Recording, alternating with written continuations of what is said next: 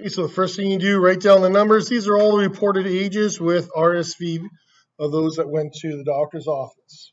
Okay. So what you're going to do then is you're going to find first thing you do before you work with data, you should really write it in numerical order. Okay, so let's write this in numerical order. Remember, there's 11 numbers, so don't miss any of them. Smallest first, and then work your way up to the largest, and there is 11 numbers. Okay. First, to find the mean, you need to find the sum of all those numbers and then divide the number of numbers. I'll help you out. There's 11 of them. Okay, so there's 11 numbers. So add them all up, figure out your sum. It's really important when you're doing your mean or your average that you find this number of all the numbers added. So, and you got to press equals on your calculator to do that. So then you divide the sum, not the last number only, but the entire sum of all the numbers. Okay, so go ahead, add them up on your calculator. Go.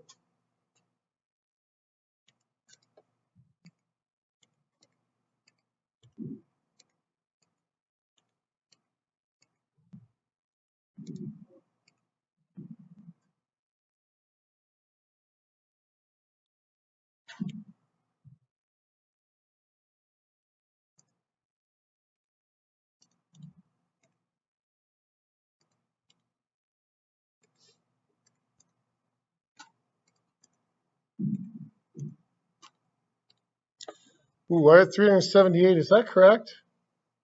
Okay. So 378, divide that by 11. Calculator. Here we go. Divide by 11. And it's important to find that total. Nick, you got something different? Why are we dividing by 11? Because there's 11 numbers that we added up.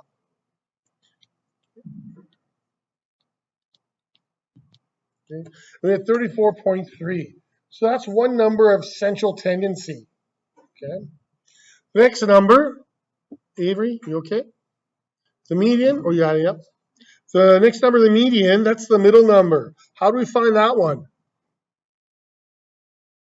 Well, we got to see what's in the middle by crossing off the other numbers. So we cross off the highest and the lowest and the highest, lowest and the highest, and we work our way to the middle to see what's in the middle. So for this one, the middle is what? 18. Okay, so our median number was 18. Then we have our mode. The mode is the number that appears the most. Okay, so which number do we have multiples of? Well, only 15, isn't it? So the mode is 15. Okay. And then we have to do our range. Which one's the range? Well, our high number is 70. Yep. Our low number is 14. So 70 minus 14, that equals 56. So looking at these numbers of central tendency, which ones do you think are good and which ones do you think are bad? Which ones do you think are meaningful? Which ones do you think are not meaningful? Well, look at all our numbers. Where are most of our numbers? Most of our numbers are in this range right here, between 14 and 20. So what about our mean, 34.3? Do you think that's really measuring the center? Not really. Okay, not really. This one wouldn't be that great of one to look at. What about 18 and 15? Yeah, those would be good ones to look at. And what about 56? Well, the range tells us that there's quite a range. So then it kind of says we should look at this again. If you put this on a number line, this is kind of what you see. You can see that there's not a lot of people in the middle getting sick, but a lot of people, a lot of teenagers and younger people, as well as the older people, are getting sick. And that's what that's what the government found back in September and October. So what did they do? They have this information presented to them. What did they do?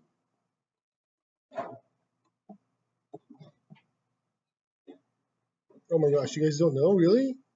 They told you all to get vaccinated. They said get your flu shot and get your COVID shot because then you won't get all three of these things at the same time. You get RSV, flu, and COVID at the same time, you're done for. It's not going to go well. You get two of them at the same time, you're going to be really, really sick. You guys probably didn't listen because there's a lot of people away in December, wasn't there? A heck of a lot. And there's even more people away now. So the government looked at this information, they analyze it and tell you, hey, this is what you should do. We strongly recommend it. Not because they're trying to track you and put tracers in your body. Hell, they'd use this if they really want to track you. But they're telling you this because they saw the data. They noticed that this is where the sickness was occurring. So they targeted you guys. And they advertised and they said, we strongly recommend you get vaccinated. We strongly recommend you get vaccinated. Right? It's all science and data, mathematics, and statistics. That's what they're looking at. Not some kind of witchcraft or opinions. They're looking at the data to try and help people. And stats happens all the time, right? They follow stats closely.